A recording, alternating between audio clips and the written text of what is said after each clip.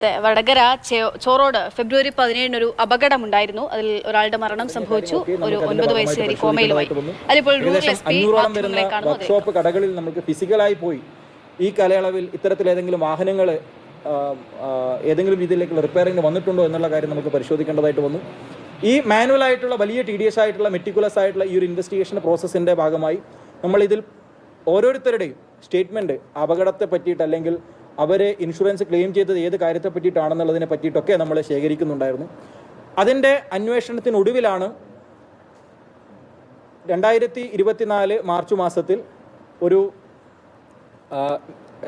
Enquiry, ഒരു ഇൻഷുറൻസുമായി ബന്ധപ്പെട്ട ഒരു ക്ലെയിം, ഒരു മതിലിന് ഇടിച്ച് അപകടം പറ്റി എന്ന രീതിയിലേക്ക് ഒരു ക്ലെയിം ഒരു മാരുതി സ്വിഫ്റ്റ് കാർ എടുത്തതായിട്ട് നമ്മൾ കണ്ടെത്തുകയും അതിനെ തുടർന്ന് അതിനെ പ്രത്യേകമായിട്ട് കേന്ദ്രീകരിച്ചുകൊണ്ടുള്ളൊരു അന്വേഷണം നമ്മുടെ ഭാഗത്തു നിന്നുണ്ടായി. അതിനെ തുടർന്നാണ് ഈ ഒരു അപകടം നടന്ന സ്വാഭാവികമായിട്ടും വണ്ടിക്കുണ്ടാവുന്ന ഡാമേജ്, അത്തരത്തിലുള്ള വണ്ടിയുടെ പാർട്സുകളെല്ലാം തന്നെ മാറ്റിയതായിട്ട് പോലീസ് മനസ്സിലാക്കുകയും അത് തുടർന്ന് സയൻറ്റിഫിക് ആയിട്ടുള്ള അനാലിസിസിലൂടെ ഇത് ഈ സംഭവവുമായി ബന്ധപ്പെട്ടിട്ടുള്ള സാഹചര്യത്തിൽ അല്ലെങ്കിൽ അതുമായി ബന്ധപ്പെട്ടിട്ട് തത്തുല്യമായിട്ടുള്ള ഒരു മാറ്റമാണ് വണ്ടിക്ക് പിന്നീട് ആൾട്ടറേഷൻ അല്ലെങ്കിൽ വണ്ടിയുടെ പാർട്സ് മാറ്റി വെച്ചിട്ടുള്ളതാണെന്ന് നമ്മൾ മനസ്സിലാക്കുകയും അതിനെ തുടർന്ന് അന്നേ സമയത്ത് ഈ ഒരു വാഹനം ഈ ഒരു സമയത്ത് തലശ്ശേരി ഭാഗത്തേക്ക്, കോഴിക്കോട് നിന്ന് തലശ്ശേരി ഭാഗത്തേക്കുള്ള റോഡിലേക്ക് ആ ഡയറക്ഷനിൽ പോകുന്നുണ്ടായിരുന്നുവെന്നും അതിൽ ആ വണ്ടി അന്നേ ദിവസം ഓടിച്ചിരുന്നത് ഷെജീൽ എന്ന് പറയുന്ന യാത്രയ്ക്കിടെ അശ്രദ്ധമായി പോയ ഒരു സമയത്ത് അപകടം സംഭവിച്ചതാണ് എന്നും,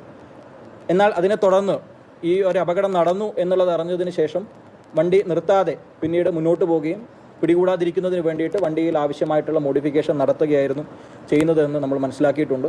ഈ വണ്ടി ഇടിച്ച കാറിനെ പോലീസ് ഇപ്പോൾ സീസ് ചെയ്തിട്ടുണ്ട്.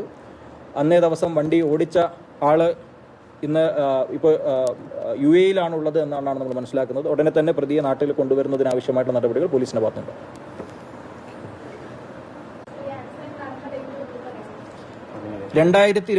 ഫെബ്രുവരി 17 രാത്രി 9 മണി.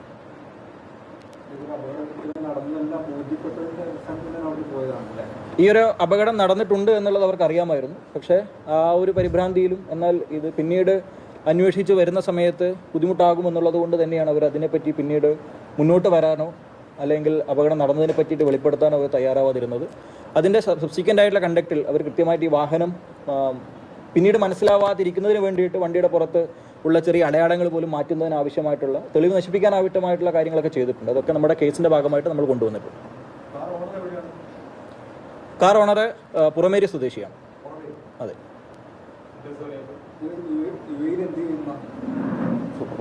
അതെ, അവിടുത്തെ ഒരു സൂപ്പർ മാർക്കറ്റ് ജോലി. അത് കാർ ഉടമയും ഷിജിൽ ഒരാളാണ്. അത് നമുക്ക് തരാം. അത് എല്ലാം നമ്മൾ ചെയ്യുന്നുണ്ട്.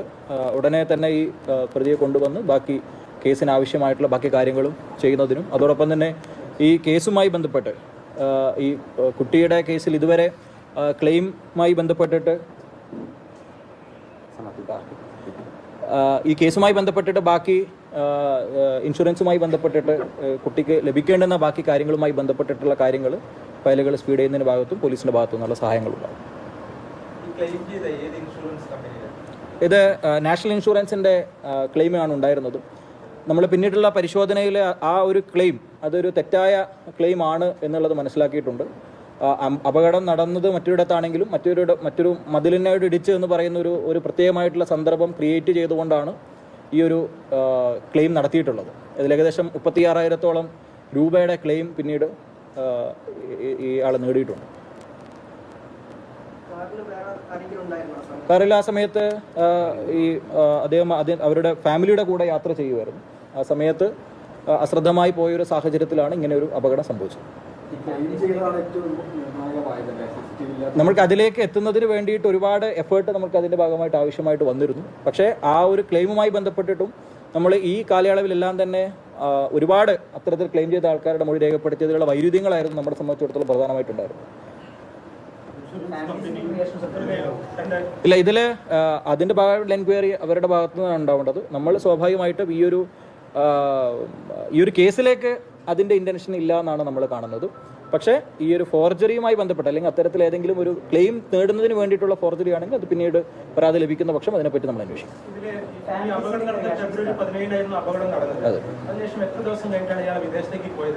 നെക്സ്റ്റ് മന്താണ് പോയിരിക്കുന്നത്. അയാൾ ഓൾറെഡി വിദേശത്തായിരുന്നു. ഈ സംഭവം നടക്കുന്ന സമയത്ത് നാട്ടിൽ വന്ന ഒരു സമയമായിരുന്നു. അതിനുശേഷം മാർച്ച് 14-ാം തീയതി വീണ്ടും തിരിച്ച് വിദേശത്ത് പോയിരുന്നു. അത് ഫെബ്രുവരി തന്നെ, ഈ അപകടം നടന്ന മാസം തന്നെ ചെയ്തിട്ടുണ്ട്. അതെ.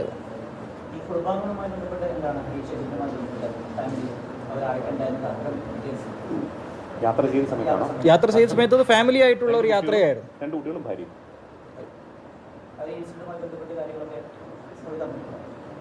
അതുമായി ബന്ധപ്പെട്ടിട്ട് അന്ന് കൂടെ ട്രാവൽ ചെയ്തിരുന്ന ഭാര്യയുടെ ഒക്കെ മൊഴി നമ്മൾ രേഖപ്പെടുത്തിയിട്ടുണ്ട്. ഈ പ്രതി ഉടനെ തന്നെ നാട്ടിലേക്ക് കൊണ്ടുവരുന്നതിന് ആവശ്യമായ നടപടികൾ നമ്മൾ ചെയ്തിട്ടുണ്ട്. ആരാണ് ഇതിൽ ഏതെങ്കിലും രീതിയിലേക്ക് വാഹനം ആൾട്ടർ ചെയ്യുന്നതുമായി ബന്ധപ്പെട്ട് അല്ലെങ്കിൽ അത് എവിഡൻസ് നശിപ്പിക്കുന്നതിൻ്റെ ഇൻറ്റൻഷൻ ആർക്കെങ്കിലും ഉണ്ടോ എന്നുള്ളത് ഈ ഒരു സാഹചര്യത്തിൽ മറ്റൊരാൾക്ക് ഇതിലേക്ക് ഏതെങ്കിലും രീതിയിലേക്കുള്ള റോൾ ഉള്ളതായിട്ട് നമ്മൾ കണ്ടിട്ടില്ല. പക്ഷെ ആ ഒരു ഭാഗത്തേക്കും കൂടിയാണ് ഇനിയുള്ള അന്വേഷണം. അല്ല, അപകടം നടന്നതിലേക്ക് ഇത് ഹൈഡ് ചെയ്യുന്നതിന് ആവശ്യമായിട്ടുള്ള ഏതെങ്കിലും ധാരണ ആൾക്കാർക്കുണ്ടോ എന്നുള്ളതാണ് നമ്മൾ അന്വേഷിക്കേണ്ടത്. അത് പിന്നീടുള്ള വിശദമായ അന്വേഷണത്തിൽ മാത്രമേ നമുക്ക് ഈ ഒരു കാര്യം പറയാൻ വേണ്ടി കഴിയൂ. അല്ല, അതിൻ്റെ ഇടയിൽ തന്നെ ആ ഒരു സമയത്ത് തന്നെ പാരലൽ ഈ ഒരു മാറ്റം വരുത്തിയതിന് ശേഷമാണ് പോയിരിക്കുന്നത്. ഏകദേശം 1 മാസത്തെ സമയം കഴിഞ്ഞിട്ടാണ് ആൾ പോകുന്നത്.